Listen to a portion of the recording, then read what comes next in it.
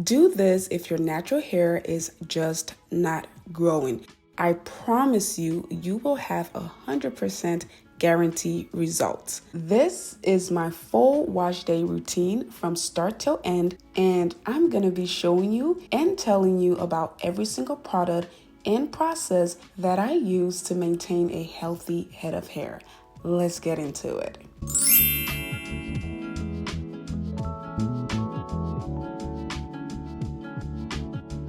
Right, family, let's make our way to my favorite place on earth, the aloe vera store. This is one of my favorite places to come and get groceries, but also to get my fresh aloe vera leaf. As you can see here, some of them are not always fresh, so I have to dig and get the best of the best. And we got it. All right, let's move on to prepping our aloe vera.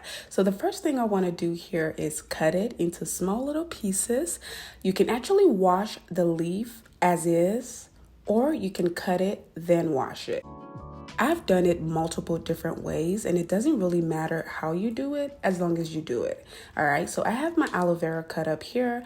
I'm just gonna go ahead and rinse it. This part is very important because sometimes the aloe vera can be itchy. Some people like to soak it overnight. Some people like to let it sit for a few days being soaked. I personally don't, and I have used aloe vera for the longest time. Yes, it does come with a little bit of itching, but it's nothing severe or crazy. But if you find that you're having a much more aggressive itch, then you might be allergic to aloe vera. The reason I didn't split it before washing it is because the juice comes out once you split it, as you can see here. So cutting it and then washing it kind of takes away some of the juice, if that makes sense. So I like to wash it first before I split it. So sometimes I like to strain it to where I don't have any leaves left. But today I didn't want to do that. So I just went ahead and cut it into 2 pieces, and this is what I have here. All right, let's move on. All right, so this is what my hair looks like. This is a 2 weeks protective style that I've had underneath my wig, and I'm just gonna go ahead and take it out here. As you guys know, I recently cut a little bit of my hair off, and we're starting fresh and we're doing the no heat challenge. But I'm gonna be honest with you guys, I actually am going to adopt a little bit of heat. I've found that as far as on my wash days, if I don't incorporate a little bit of heat when drying my hair, it makes the process much harder and much longer. And trust me, natural hair is already a lot to deal with. I don't want to prolong the process or make it not so fun when I do it. So I'm just going to make my life easy. You can choose to do what you want to do. The less heat you use, obviously, the better. So if you can go completely no heat at all, that's even perfect. But for me, I'm going to blow dry my hair on a very, very low heat setting with my Riv Air machine that I'm going to show you here in a minute. Now I'm going to go ahead and start applying the aloe vera. All right, so here's how I do it.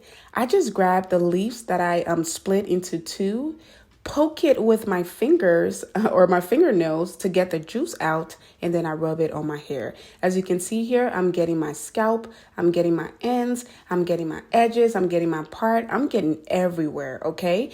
And if you feel like the juice is dried up, just poke it again with your fingers and it gets a lot more juice out. Or you can just grab another leaf, all right? This process is much easier than straining it. However, when you do strain it, it makes it easier and you get a lot more juice out because you are literally getting every single juice out of the leaf itself. So it just all depends on, how much time you have and what you're willing to do. Anyway, so what I do is I just grab the aloe vera leaf as you saw before, rub it on my hair, try to touch every single surface of my hair, and then I go ahead and comb it out and then twist it up. I'll twist it into smaller twists here because that is how I'm going to wash my hair. As you guys know, or if you're new here, I usually don't wash my hair open, especially because it's super natural and it curls up so fast and then it gets tangled and then it makes it harder for me to wash. So this is the easiest hack that I have used for years, and I've shared this with you guys. I always just twist my hair either into 3 big sections like these or smaller sections depending on how dirty my hair is. And as you saw before, my hair is pretty dirty. So anyway, I am done with my application process. So I'm gonna go ahead and put this shower cap on my head and let it sit for an hour. And you can find this shower cap on my website at nimbatlux.com. All right, family, so it's been an hour. Let's go ahead and wash this out. This is my favorite shampoo. Again, if you're an OG, you already know this. This is the Cream of Nature shampoo.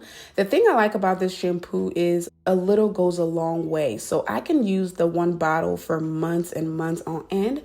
But the most important part is that it's also sulfate free, or at least that's what the brand says it is. So I have used it for years and I always come back to it. It's one of my favorite. I've used and tried other products, other brands, and I like them, but this is by far my favorite. And you can find this anywhere: Walmart, Target, anywhere, anywhere with hair and beauty supply stuff. Anyway, so all I'm doing here is applying the shampoo to my hair and massaging it in and making sure to really get my scalp, because that's where usually the buildup is. So I do it a few times until I see that the soap is white. All right, that's how you know that your hair is clean or getting clean. That soap has to be white. And if you've ever washed your hair before, you know the difference. When you first start, the soap doesn't even lather very well. And then you try again and again and it's brown, and then it starts to get white. That's when you know your hair is clean. So once I see that, I do go ahead and switch to my conditioner. Again, it's the same set. The conditioner is by Cream of Nature. I really like it as well. Again, a little goes a long way, as you saw there. I only put a little bit on my hands and then rubbed it in. I usually focus more on my root when it comes to my conditioner, but I still get it on the ends, of course, but for some reason I usually focus on my root. All right, so this is just me rinsing it out. This feels really good, y'all. I don't know if it's just me, but the process of getting here is really long, annoying, and not pleasurable. But once I get to washing and scrubbing my scalp and just getting the dirt out, it feels really good. Anyway, so here we are. My hair is nice and clean, and this is what it looks like. Family, y'all know my hair shrinks. I've said this in every single hair video, and if you're an OG, you also know this. My hair is, it just shrinks. Anyway, this is my machine. I'm using the Riv Air machine to blow dry my hair. And as I said, we're doing a heat-free challenge for 6 months. And I'm going to be using the machine on the cold setting. It does, I guess, give a little bit of heat, but it's nothing like using it as, the real heat. Because when you do use the heat function, it makes your hair straighter. It almost looks like you blow dried it and then just went through really quick with a flat iron. But I'm using the cold setting here, as you can see on the button here. It's the lower setting, and it's mostly cold than heat, all right? And this is the only heat I'm using for my hair at all. So all I'm doing here is grabbing little sections of my hair, putting it in the machine. And what the machine does is it sucks your hair, whether it's wet or not, it will suck it in. And then within, I want to say 30 to 60 seconds, it's completely dry and stretched out, as you can see here. So I really like this machine a lot. And another reason I like it is because you're not applying too much tension to your hair, and you also don't have to apply a lot of heat to your hair because the machine just works so great. Now, the machine is very expensive. This is Riv Air.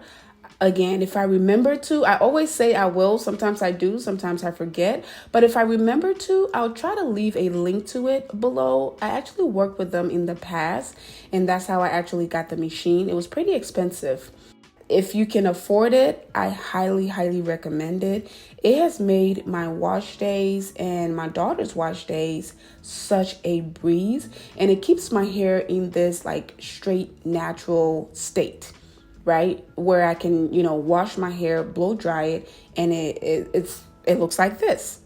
All right. So I really like the machine.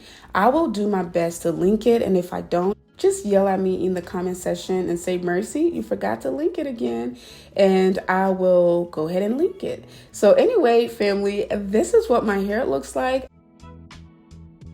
I'm just cutting those little like uneven flyaways. Another thing I never ever go without is my aloe vera hair growth oil. Regardless of what kind of treatment I'm using, I always end up with the aloe vera hair growth oil. This is really good for your hair because it helps soften your hair, it helps grow your hair, it helps thicken your hair, and it helps you retain your length. So it is an overall great product, especially because it's all natural. There's no chemical, no preservatives, no nothing added to it. It's all natural oils mixed in with each other and a few essential oils. I'm actually going to wear my hair like this for a few days before I go back into my protective style, which is usually wigs. So I do let my hair breathe for maybe 1 or 2 days, wear it in a ponytail or just wear it down like this. And then I go back to braiding it up. Again, we are doing a hair growth journey, and I cannot wait for 6 months from now to see what my hair actually looks like. If you haven't grabbed a bottle of aloe vera oil, I highly encourage you to grab it and try it. You will not regret it. I'm going to leave the link in the bio so you can grab you one and try it today. All right, family. Thank you all again so much for watching. I love you all, and I'll see you all in my next one. Bye.